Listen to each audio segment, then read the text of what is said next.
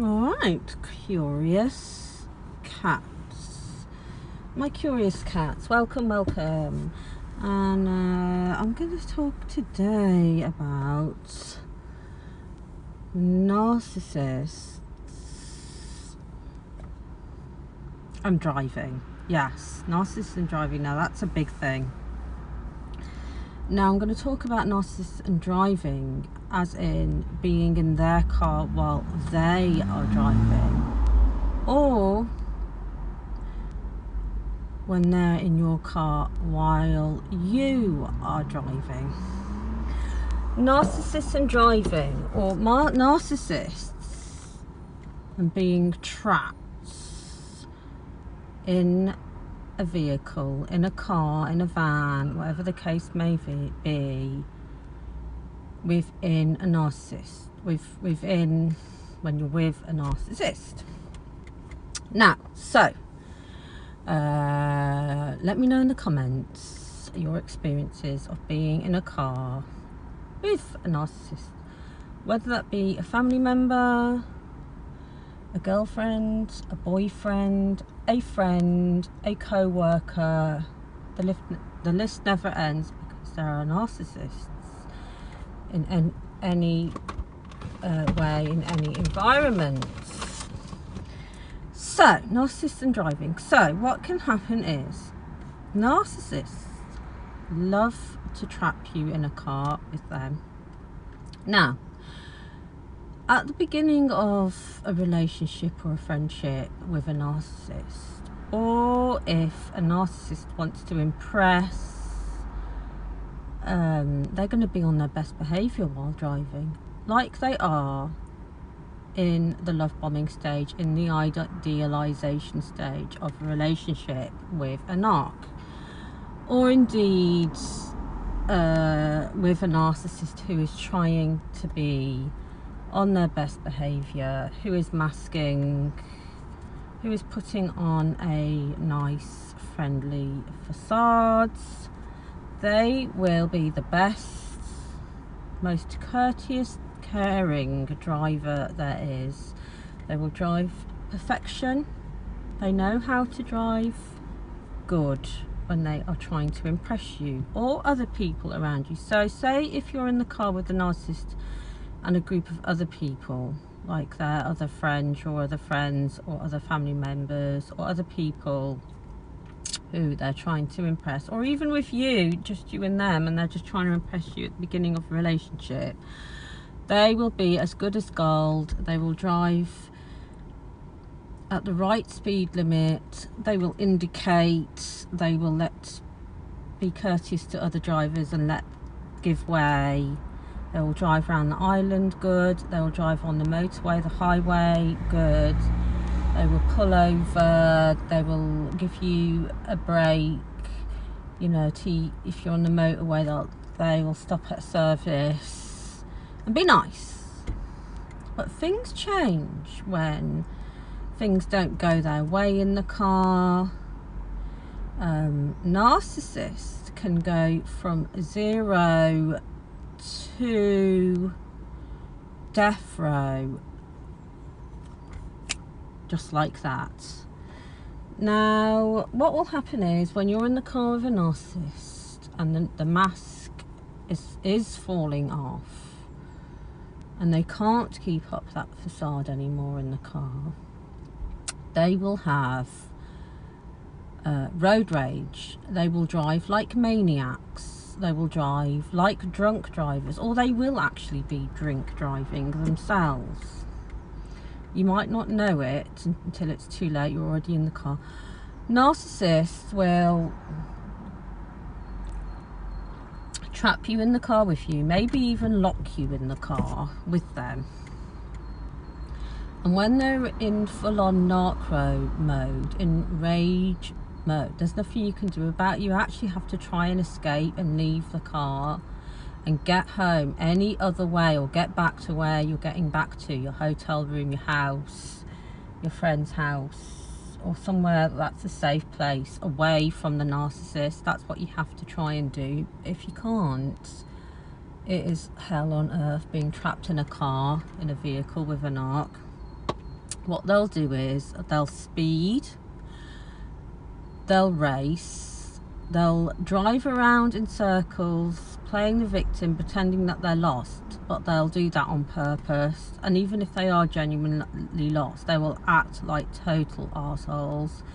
Whether it's a male narcissist or a female narcissist, a mother, a father, a family, it doesn't matter, you name it, one of your co-worker friends. When they go into full-on narc mode, they will drive like maniacs. Now, what will happen is they'll either drive too fast, race with other cars, cause arguments, start an argument out of nowhere for no reason, get lost, or even if they are actually lost, they'll blame you. It'll be your fault. And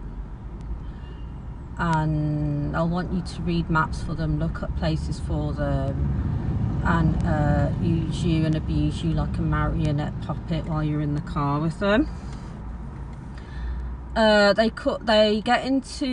crash the car, and if it's your car that they're using, they crash the car on purpose. They want to write off your car as a way, it's a way to say that that's how they want to treat you. They want to actually, narcissist, a full-blown narcissist, sociopath, psychopath, narc, full-blown, they actually want to kill you, or have you even kill yourself. It's like a form of murder.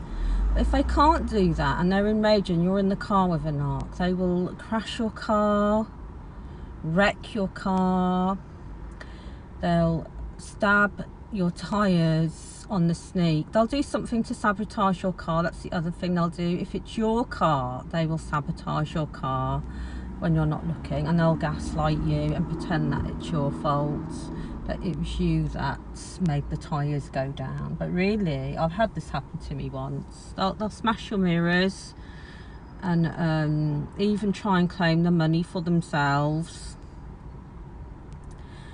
And the other thing narcissists will do, they will abandon you. They will kick you out or abandon you on the motorway, in the middle of nowhere, in the middle of the desert. They will literally kick you out, throw you out, tell you to get out in rage, in the roads. And they'll play victim in front of other people and gaslight you and triangulate you, make out it's your fault when you're in the car, when you're trapped. And they will have raging, awful arguments with you when you'll sit there and you'll be quiet.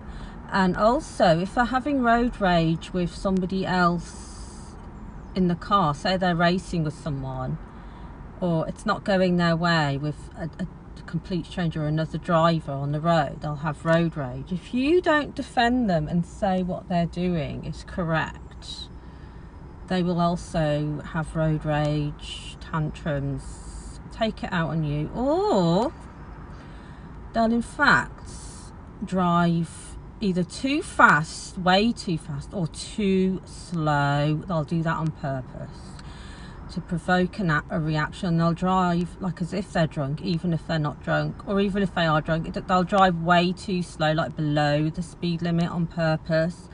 And they'll go over speed bumps in really weird ways.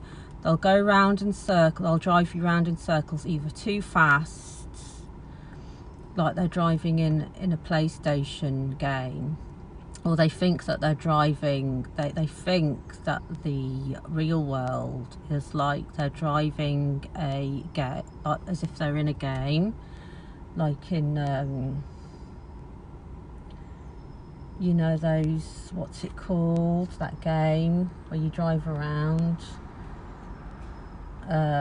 you know the one, and they'll drive around like they're in a game, like a complete psychopathic maniac. Or they'll drive too slow, or they'll give you the silent treatment in the car. It's either they'll have tantrums, have rages, drive too fast, cause arguments and road rage of other cars, tailgate other cars, railroad other cars, and act like a complete dickhead prick. Whether it's a male narc or a female narc, it doesn't matter. Or they'll do opposite and go give you the silent treatment. You'll be on a really long trip, driving from one city to another,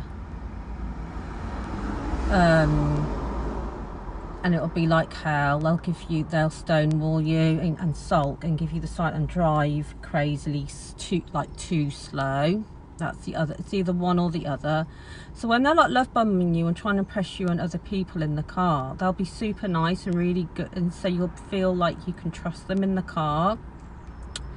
But on the flip side, when the mask falls up and they can't keep up that facade, because a build-up of that facade makes them feel makes them feel contempt for you and others. But mainly for you, if you're like their main source of supply at the time. Makes them feel angry, rageful, and they want to be in control. They want the power, so they want to be in control of you because you're trapped in their car, or and the other cars on the road as well. And they'll trap you in their car and they'll drive around like a maniac, and they'll make you feel extremely like you're in danger and you're unsafe. And what might happen is, say if they do sort of throw you out the car, tell you to get out, or yell at you to get out in the middle of the road or on the side of the street, on the motorway, sometimes they'll leave you there and then they'll come back round and pick you up, and then you'll get in the car just so that you can go home or whatever it is, because you're in the middle of nowhere or in the motorway.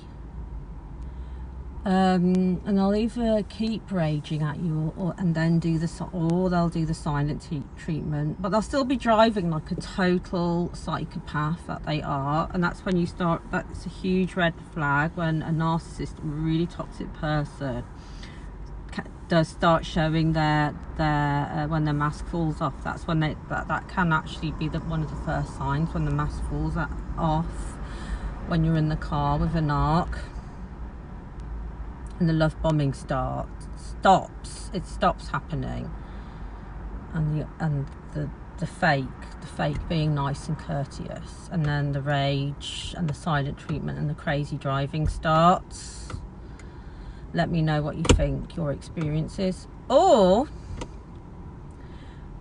if they're in the car with you whilst you're driving, what will happen is they'll devalue you, unless it's at the beginning of the relationship or they're trying to impress, then they'll be fine and normal, and they might even say how good your driving is.